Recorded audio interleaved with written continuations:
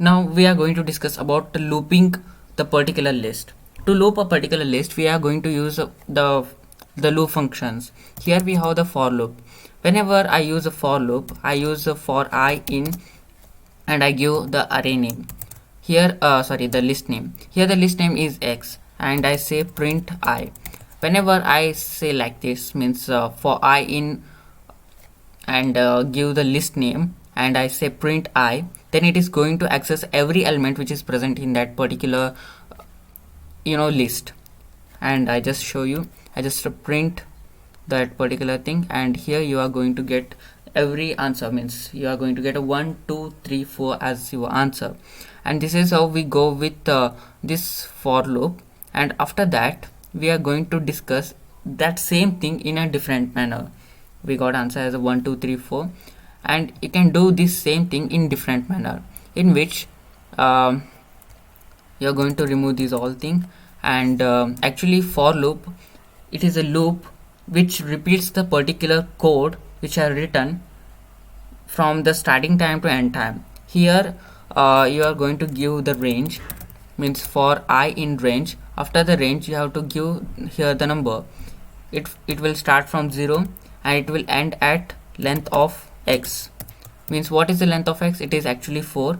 Means actually this for loop starts from 0 to n minus 1. Means whatever number you give, it will run from n minus 1. If you give 6, it is going to give, run till 5. If you give 4, it is going to run till 3. And here you have to print x of I. And when you do like this, it is going to give you the same answer which you got using the for I in x. And this is quite complicated, but you are going to use this particular function while solving a problem in multiple times. And actually when you are going to use other programming language like Java, C++, C, this is the method which most of them will apply whenever they are dealing with a list or array. And after that we are going to discuss. Now I am going to discuss about sorting of the list. When we say sorting, it means it is going to arrange those all the objects or the elements in that particular list in either ascending order or descending order. For example, order of all of them, I just use a 4, 2, 3, 1. As you can have a look at here, this is a random elements which are present in the list, and we have to sort them. I use x dot sort and I print the x, and I just save it and run the particular program. When you do like this,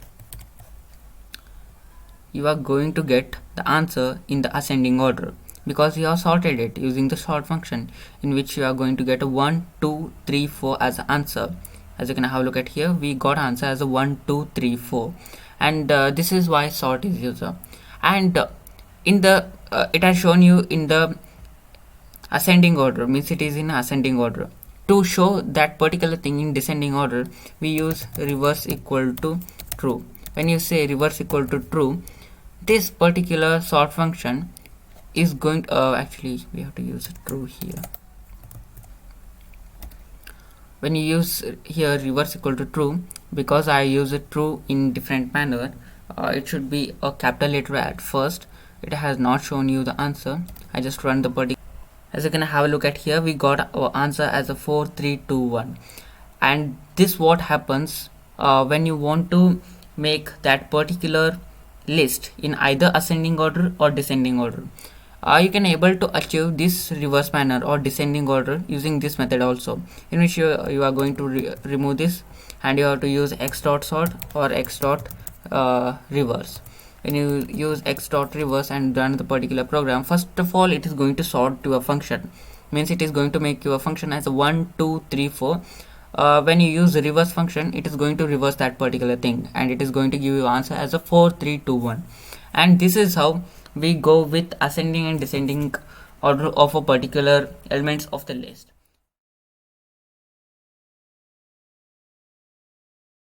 Well, now I am going to discuss about the copying the list. To copy any list, we are using the assignment operator. Apart from that, we are using the dot copy method.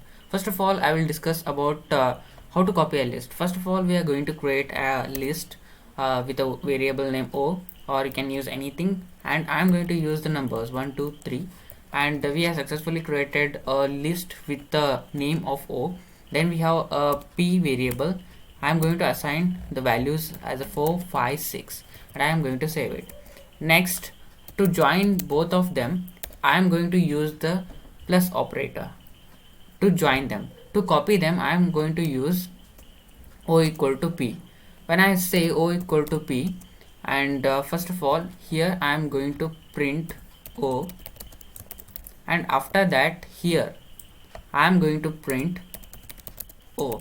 As you can have a look at here, I am printing the O without any assignment operator. Therefore, it is going to print 1 2 3 as it is assigned. Here we are going to assign the value, the O list with the values of a P. I mean, we are going to assign the values of P into the O. Therefore, it is going to print 1 2 3. Therefore, I am going to save it. When I run the particular program, first of all, it is going to print 1 2 3. After that, it is going to print 4 5 6, because we have assigned the value of P into the value of O. And well, it is second. As you can have a look at here, first of all, it had print the 1 2 3. Why? Because we haven't assigned any values to the O, but here we have assigned the values of P to the O, and therefore it had print 4 5 6. This is how we are going to copy using the assignment operator. This equal to operator, which is termed as assignment operator. This is how we are going to copy the elements of one list to another list, and we can achieve this using the dot copy method also, in which we are going to use the dot copy, and I'm going to remove this thing. As you can have a look at here, we have assigned the value of O to 1 2 3 and the value of P to 4 5 6. Here I'm going to use O equal to P dot copy, in which it is going to copy all the elements of P into the O, and it is going to print the value of P in the value of O. And this is how we are going to copy the elements of one variable into the another, and this is how we are going to achieve it. As you can have a look at here, we got a 4 5 6, and in fact you can achieve this without using any variable. If I delete this O and just I run this particular program, then also it is going to print the values of P into the value of as a value of O, and this is how we are going to do it.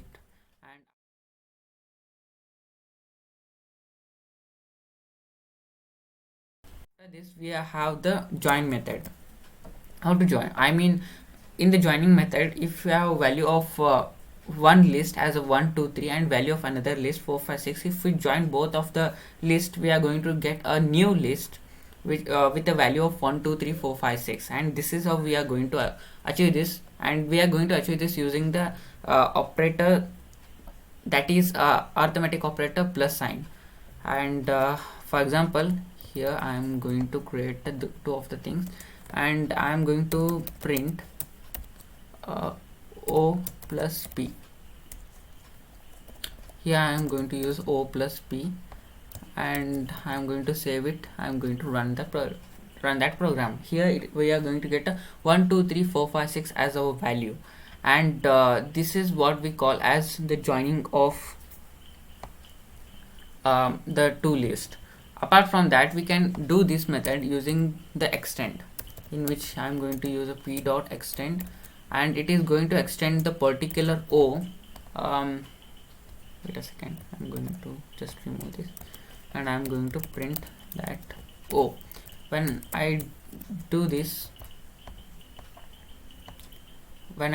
particular method, it is going to print the O, but the O is extended with the values of P. Therefore, we are going to get 1 2 3 4 5 6 as our value. As you can have a look at here, we got our value like this.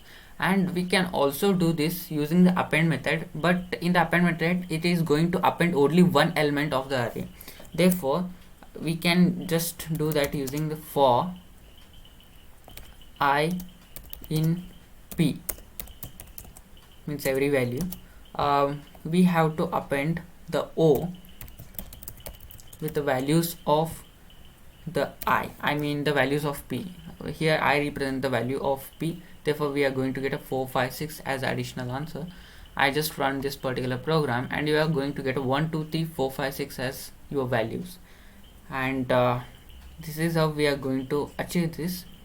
Well, I haven't printed anything, therefore it haven't showed anything. I'm just going to print this and I'm going to run this particular program, and you are going to get a 1 2 3 4 5 6 as your values. And this is how we are going to just add or join particular list, and this is all about it.